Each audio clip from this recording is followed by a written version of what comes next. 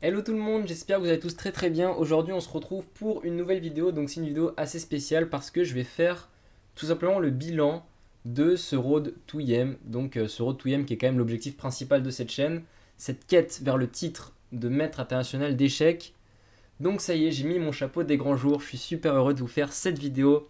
Il y en a beaucoup qui l'attendaient. Donc on va faire le fameux bilan au un quart du parcours. Donc le Road to Yem qui dure donc de janvier à décembre 2023. Donc c'est sur un an, j'ai décidé de le faire en un an.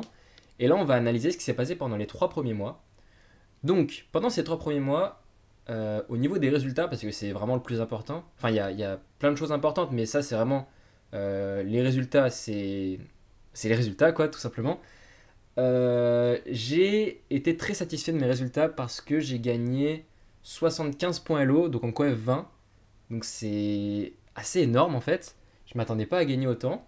Bon après je partais d'un Elo assez faible, hein. Je partais de 2104, bon assez faible, toute proportion gardée, mais moi j'ai un maximum d'Elo à 2300, donc j'étais bien redescendu. Après j'avais pas joué pendant un an, j'ai eu quelques soucis de santé, il y en a quelques-uns qui sont au courant. Bon, je vais pas trop développer ça, mais en gros voilà, je partais de loin. Donc j'ai réussi à passer de 2104 à 2179.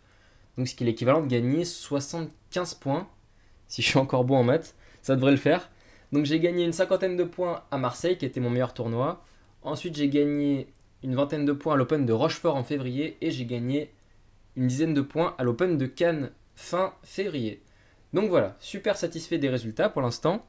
Alors en ce qui concerne mes prochains tournois, je vais jouer dans quelques jours la Nationale 1 avec mon club d'échecs de Cergy-Pontoise.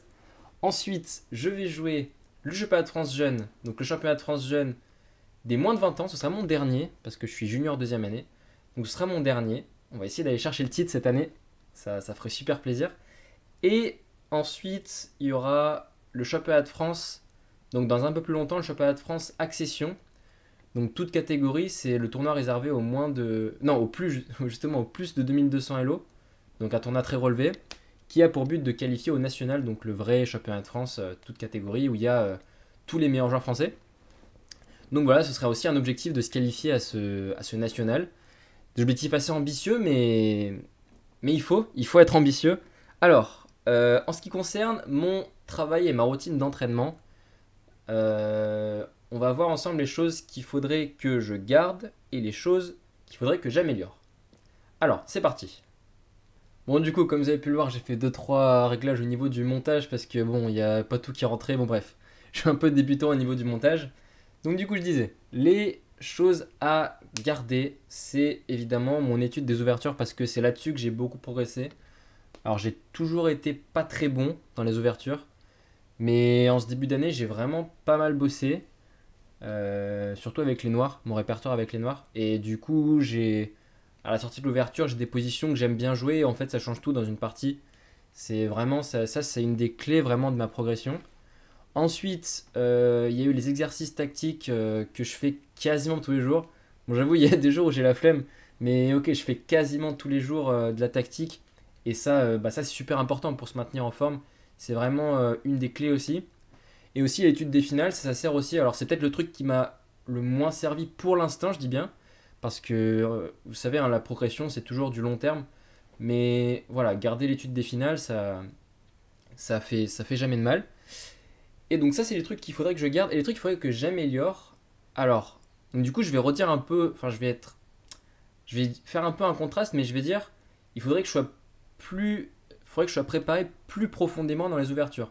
En fait, pourquoi je dis ça? Parce que je partais de tellement loin, j'avais tellement pas de répertoire, que du coup, bah là je me suis mis à vraiment travailler, du coup j'ai un répertoire très solide, mais je suis pas encore assez au niveau d'être prêt, enfin, je veux dire, il y a quand même des positions dans lesquelles je connais pas assez.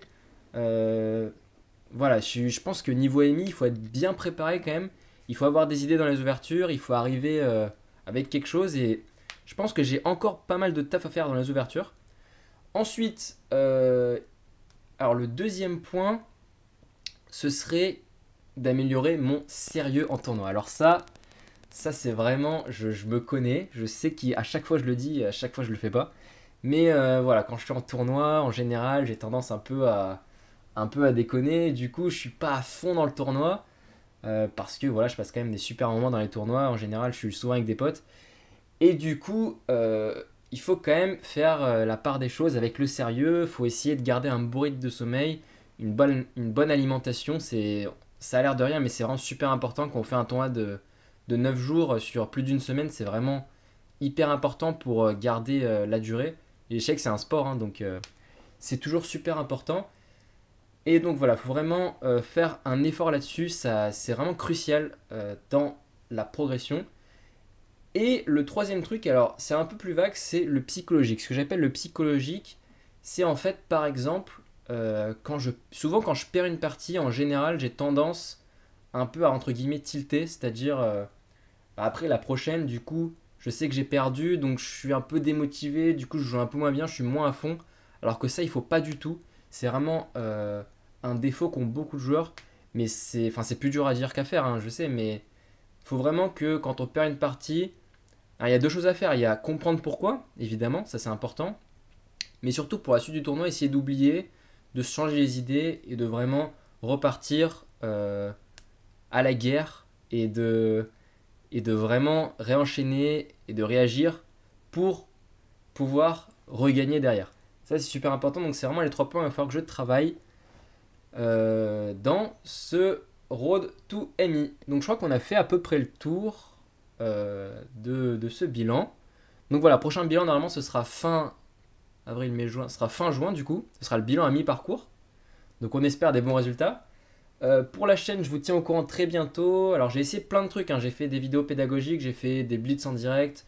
Bah, du coup j'analyse mes parties. Je sais plus ce que j'ai fait d'autre. Ah oui, j'ai fait un road to 1800 avec mon petit frère. J'ai fait plein de choses différentes, j'essaie de varier au max. Dites-moi dans les commentaires ce qui vous plaît le plus, comme ça m'aide aussi à voir. Donc voilà, il va y avoir plein de nouveaux trucs qui arrivent sur cette chaîne. Il y a un gros événement qui se prépare sur Twitch, donc n'hésitez pas aussi à suivre ma chaîne Twitch Ethan-Saya. De toute façon, je vais la mettre en description. Et du coup, il y a un gros événement pendant le marathon Lichess. Vous allez voir la deuxième édition qui va se préparer avec plein d'invités. Je vous en dis pas plus, je vous spoile pas, mais ça va être un gros truc. Du coup, pour ceux qui sont restés jusqu'à la fin, je vous remercie beaucoup. N'hésitez pas à mettre un pouce bleu, à vous abonner. Et je vous dis à très bientôt pour des prochaines vidéos sur la chaîne. Ciao!